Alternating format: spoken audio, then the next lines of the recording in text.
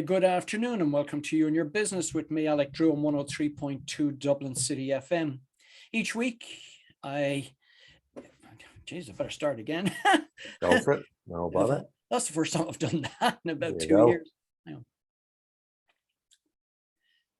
Good afternoon and welcome to You and Your Business with me, Alec Drew, on 103.2 Dublin City FM. Each week, I invite an expert from the world of business to share their knowledge, insights, and tips to help you with your business challenges. If there's a topic you would like covered, or if you feel that you'd like to make a contribution, please email me at yourbusiness@dublincityfm.ie, and perhaps we'll be having a chat here one day soon. My guest today is the founder and CEO of Alternative Energy Ireland. He has pioneered solar energy in Ireland for more than 17 years. And on top of that, he's also an avid Liverpool fan. So I'm delighted to welcome Stephen Bray to the You and Your Business studio. Hey, Stephen. How you doing, Alec? How are you? Fantastic. I won't talk about Liverpool. That's a different story. Moving quickly on. Yeah, we'll move quickly on. Let's take you back to your school days. What were you thinking of? Were you going to travel the world? Were you going into the workforce? Or had you sort of planned to go to college or something like that? Yeah, I always felt I wanted to go to college. What I wanted to do, I wasn't sure. I don't think anyone at school can really definitively tell you what they want to do, but definitely college. I had an interest in all things kind of more engineering. I wasn't into science. I wasn't into geography, history, some of the other subjects, or art never really took my fancy, but engineering seemed to. So I put down actually civil engineering as my first choice. And I left school at the beginning of the century, so I would have had a couple of busy years after college, and then I would have been into the bleakest period for civil engineers in Ireland, probably immediately after it. So in a way, I probably wouldn't be on this show if I had chosen or had got civil engineering as a subject. I'd probably be living in Australia or somewhere where more civil engineering would have went on for those 10 years. So you would have been living in far-flung places. Yes. All right, so the civil engineering didn't come about. So what sort of engineering did you find yourself doing?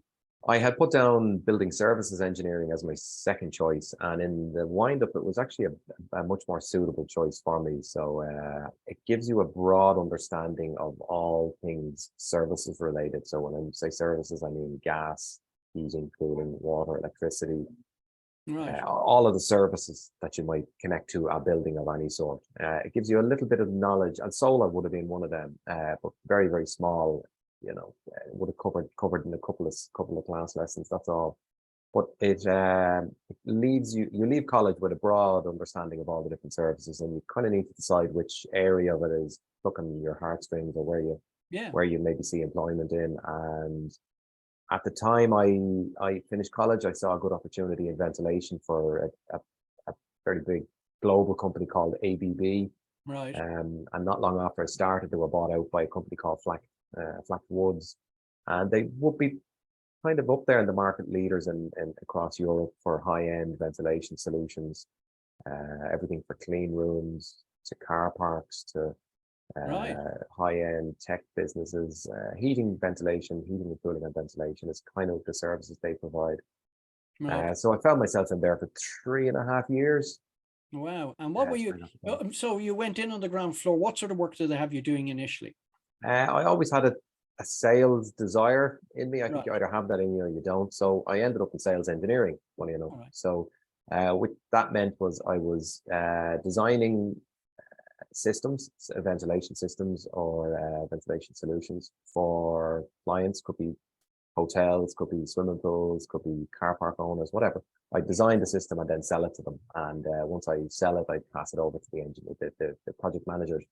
And they'd actually look after delivery of the project. So it was great because it was sales, but with engineering kind of wrapped within it. So what did you find sort of the key differentiator for you in doing that? I mean, obviously, as you said, sales is something some people have within them, but then designing these systems, so you had to integrate the two skill sets. Yeah, exactly. I think sales is either in you or it's not. Engineering can be taught a lot easier than a salesperson can. You can't make a salesperson out of someone who doesn't want to sell, but you can make an engineer out of someone through education. So I found myself in there. They have been market leaders and whatnot at their time. They have a very high threshold in terms of standard. I didn't realize at the time, but it was only on reflection after I left I realized just how high the standards were of the product that they sold, the type of clients they targeted, how they treated their clients, the fact that they never left a mess behind. They walked away from business that wasn't right for them. Right. They were never cheap. They were never afraid to be cheap, but they were always able to justify why they were a little bit more expensive than the competition. I'm only out of college. I'm in my early 20s. I don't know the wood from the trees yet. Sure. But my 3.5 years there, I had a great manager in there, Robbie, who gave me a lot of space and allowed me to make mistakes and kind of picked me up and took the slack for me. And let me get on with things, but let me learn as well. It was never someone looking over your shoulder. Wasn't micromanaging you. No, absolutely none of it. I don't think many people like it. And so that was and there was a great MD there. There was a corporate structure. I didn't even realize I was seeing like MD. I was seeing senior managers. I was seeing line managers. I was sort of to learn how the world of corporations worked at that stage, or big businesses worked at that stage. And I again didn't even know I was picking it up. But yeah, 3.5 years there. I kind of left with. I learned more in those 3.5 years than I did in 4 years of college, but a different type of learning. Yeah, I mean, you're obviously like a sponge in there, but you saw a very, very good culture I'm gathering from what you were big time. Yeah, like even the guys that are all that were working in there, I think pretty much all of them bar 2 or 3, and there was 20 on the team at the time, 20, 25 lads. I think there's all bar 2 or 3 of them are still there today. Wow. So it's testament to their culture. And you know what amazes me, and you've just kind of alluded to something there, the number of companies you hear these days talking about, oh, talent retention, we can't hang on to our good people. But what you've shown is that, yes, there is a way if you have the right culture. It's actually very easy with the right culture. The wrong culture, you're fighting the whole staff the whole time because they're looking to leave. You want them to stay to do the job, and the money ends up being the only motivator that keeps them around. Or it's a relationship, like a friend, like a wife or a husband. No difference a work relationship when you have with a staff member. If you treat them well, they'll hang around and get on really well. So yeah, and the money thing is not sustainable in the long term. It's a short term. We all want more, but there's there you go. There's another $5,000. Hang around. You're still unmotivated. You're still unhappy, but your $5,000, you're only kicking it down the road. You've bought a year maybe with that. That's all. Yeah, so you're kind of doing that. All right. I mean, you're going to spend your 3 years there, but you had sort of ambition to do a bit of traveling. Let's talk about that and maybe the lessons learned along the way from that. Yeah, there was the Celtic Tiger was in town at the time, so I probably a little bit cheeky, but I says, look, I'm leaving to go traveling. I want to go traveling for a year. I'll be back in a year, because that's what you did back then. That was pretty similar to now. Peak employment, businesses were crying out for staff. I had traveling wild oats to sow, and I knew I was doing it. So I said, if I don't do it now, I'll never do it. So went away traveling and did a month in Australia, a month in New Zealand, and in 10 months traveling Southeast Asia. That seemed to be one of the well-trodden paths for Irish backpackers at the time. And 12 months away from work. But during my time there, it's funny, I actually wrote the business plan for Alternative Energy Ireland while I was away. Now, I didn't do it under any duress. I didn't actually it took me 7 months to do maybe a month's worth of work, but I was able to swing in a hammock. I had plenty of spare time. I had, there's only so many books you can read and so many bars you can go to, even at 25, 26, so yeah, you find yourself this quiet periods, and I was able to come and go from the business plan. I actually registered the business name Alternative Energy Ireland when I was in Thailand on the CRO website. Oh, wow. So I knew roughly where I was going when I got back, but I hadn't a clue where the start was. I just knew I was starting.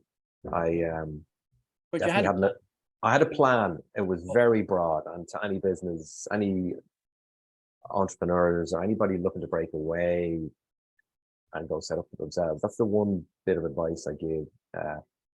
You don't have to have the full plan set in stone. Jesus, no. If you do, you'll never start. So you got to just take a deep breath, take a plunge, have a bit of faith in yourself, and dive in. And that's what I did. So ultimately dove in. I had a secondhand laptop. I had a spare bedroom in my parents' house, and got home from traveling and just dug straight into it. Yeah, at the time I hadn't been. I knew if I could have went back to my old job. They had said the job was there for me in Flack, but I said if I don't start now, I'll never start because I'll Yes, end up. so you had to do. You They'll had buy my soul. I'll go back in. I'll get a good salary. I'll have a car. I'll have all the frills, and I'll find it very hard to let that go and start a business again. So we're All starting right. from a great spot. I think it was a great help not having anything. And if you're just joining us now, you're listening to You and Your Business with me, Alec Drew, on 103.2 Dublin City FM, where my studio guest today is Stephen Bray, CEO of Alternative Energy Ireland.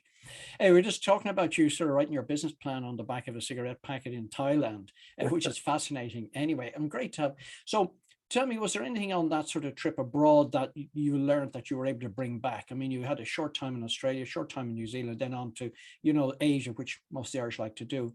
Yeah, Obviously, you had time to be able to think, which is great, get some yeah. space for yourself. Well, was there anything you were able to learn and bring back with you? Time, you've summed it up. Time, like anything, architecture, business plans, any of the art itself, even like if you give it enough time, you'll get it right in the end.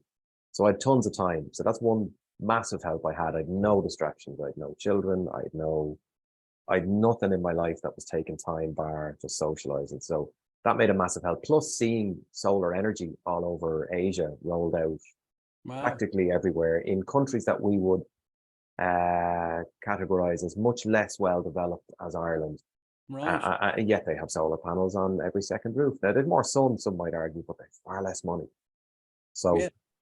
that was reassuring, let's say. I was able to see some systems, more just the curious engineering mind I had. I was able to watch and look and see systems and how they fitted them, and that Yeah. sort of helped as well. But the time piece was the bit you can't buy. That was crucial. Just the more you run something through your brain, and the slower you do it, and the more times you do it, the more correct I feel you'll get it. And it's interesting because really what you were having was a sort of vision for what you might do when you come back to Yeah, Ireland, but seeing that reinforced as a business model, you were starting to yeah, see the infancy of it more in Asia. So it had applications here. yeah, absolutely. And like at the time, internet was in its infancy, so Hmm. getting information stuff was not the same back in 2007. I still had a dial-up internet connection in Blessington in my club. So it's yeah, getting information it was very hard. But we heard rumors that the government were going to start promoting renewable energy at the Yeah. time, but nothing was set in stone, and it was all rumors. It was Bertie Ahern and the Greens were in government back then, so Right. there was an election coming, so we kind of knew there was going to be a big announcement of some sort. But I got home, got set up before this was announced, and halfway through our first year, the Sustainable Energy of Ireland was set up, the SEI as it was then called. I had 6 months worth of mistakes under my belt. I had made lots of wrong turns. I had blah blah blah. I'd skin in the game at that stage, and I had a head start essentially. Yeah, but So what it really told you was you were in the right game. yeah, it just reconfirmed, right, you're onto something here, that there's a future in. Yeah, Ultimately, I just wanted to work myself. Wild horses of going working for yourself are very hard to put back in the stables. What you do, how you do it, doesn't sure. really matter. But I always knew I was destined to set something up to go work myself, and this just reconfirmed that. Okay, Okay. you've got a good start here anyway, but it's only a start. Right. I suppose in setting up in the early days, okay, you have an engineering degree, which is fantastic. There's a whole, Diploma, sorry. yeah, there's a whole new world opening up. How did you get it going? I mean, what were you going to be selling or to people? Yeah, again, not really even that sure what the start was at the time. I knew I was coming home. I ordered a solar system from China, which was a big deal at the time. Got it in, fitted on the roof of my parents' house with my dad. A lot of cursing and a lot of mistakes and a lot of burnt fingers and a lot of trips into the hardware store. Got it up. It's still up today. It's still up, Right. whatever it is, nearly 20 years later, that system. But got that up, figured out quickly, that's enough. I'm ready to start selling. Got a website together, which was quite revolutionary almost back then. A couple of brochures, Hmm. and not having a lot of competition at the time was a good help. Sure. The economy was still flying, but people were distracted. Yeah. Plumbers, electricians had plenty of work. Solar, not for me, don't care. But I was just razor focused on solar. A very small area of electronics, or a very small area of plumbing. and ultimately started small. One install a month for the first 6 months. I think it wasn't enough to put bread on the table, but I had enough to sit that out. Didn't have an awful lot of money. I had a small SSIA, if you remember those savings accounts. Do indeed, yeah. It wasn't very big, but it was enough to see me those few months. And then the sales picked up after month 5 or 6. I started getting a sale a week, and then I started getting 2 sales a week. Right. And with that, I was fitting them as well at the time. I was actually selling the sale, coming in my shirt, making the sale, and then arriving a week later with my Snickers gear on with a helper and we a plumber, and we get it fit. Well, fairly soon I realized my skills aren't in spanners and hands-on work. It's just not. I'd love it to be a bit better at it, but anyway, I knew it wasn't my calling. So we hired a small plumbing team and 2 trades lads. They were subcontractors, but they did all the install. I did all the sales, admin, organization, and accounts. So the business just organically grew and grew quite well for a year or two, and then we headed into the doomsday recession that we all went through back then. But our business, our little business anyway at the time, grew every year in sales. We never took a step back. Like, sales always increased year on year for the next 10 years, all through the recession and into the next sort of boom that we kind of entered into, let's say, a few years ago. So we added a few different technologies along the way to help pad out the diary and bring in additional revenue. But it all started with the solar thermal, which we still do today. Right.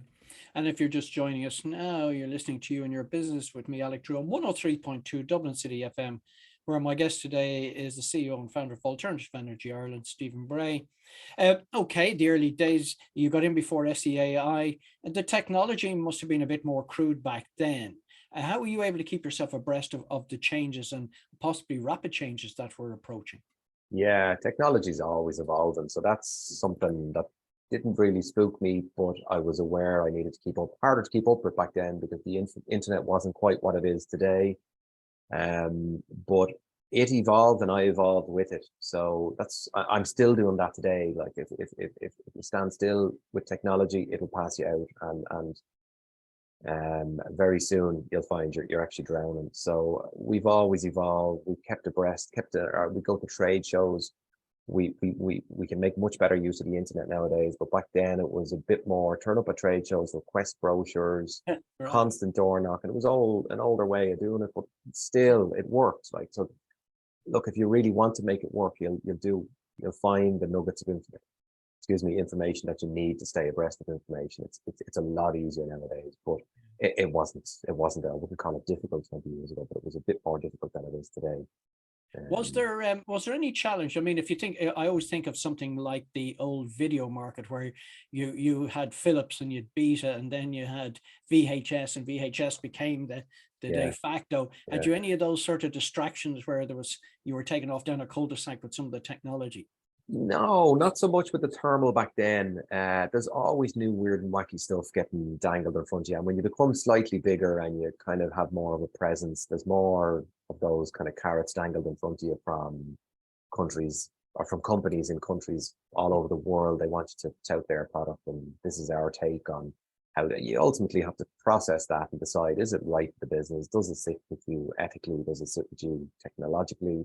Is it going to work in Ireland?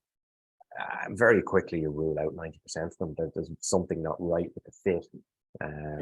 So we always remain focused on solar. We still do to today, because it's a wide and expansive enough technology that just provides electricity or hot water, whichever people are looking for.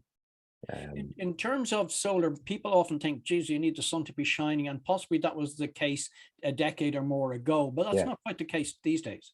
No, absolutely not. The only difference might be in, let's say, Spain, you might have 2 square meters of solar panels, and in Ireland, you might need 4 square meters of solar panels to get the same output. That's it. You get the same output, but you might need to buy extra panels. But we can get the same amount of output from a solar PV system if you want. I have a 3 kilowatt system on my house at home. It was outputting 3 kilowatts for the last 2 weeks. It's been phenomenally sunny. If that same system was took down to Spain, it would still only output 3 kilowatts. So we get plenty of sunlight in this country when it comes to something like solar energy for generating electricity or for hot water. We've more than enough. And we're starting to see the uptake more now. And it was much harder to convince you had to do with customers 15 years ago, because Sure. we like to see proof in the pudding a little bit first, the technology, and then let the neighbors move first, or let the business up the road go, let our competition make a few mistakes, and then we'll jump in. But ultimately, the early movers, early adopters always get some benefits. Right.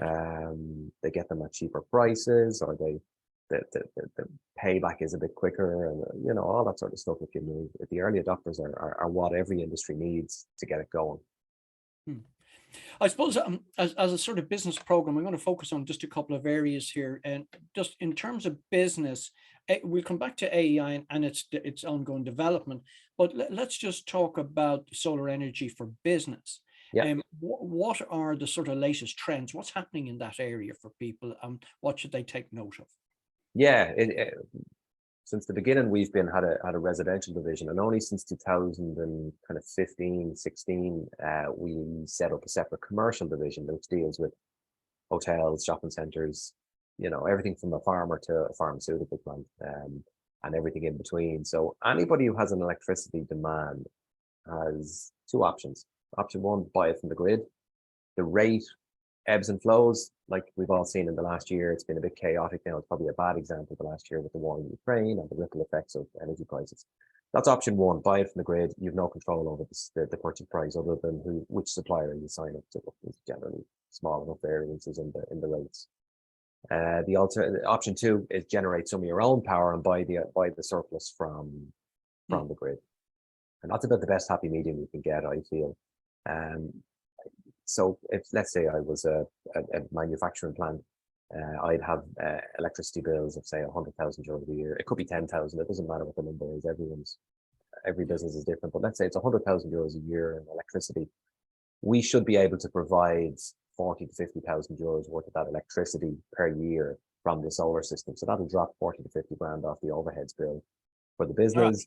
It'll drop 40 to 50% off the carbon emissions associated with the electricity on site. So, and then there's also, say the business is closed on Saturday and Sunday, we can set it up for them that they can dump or export, is the correct term, their electricity back to the national grid, and that electricity will be bought back from them. So on Saturday and Sunday, it's generating revenue. On Monday to Friday, it's reducing overheads. So essentially the business has two options when it comes to paying for that. They can actually buy it up front and just pay for it themselves from their own bank, or they can finance it. A couple of different financial models, but it depends on the business. We have a couple of different options. Even some of the options, the business doesn't have to put anything on the table.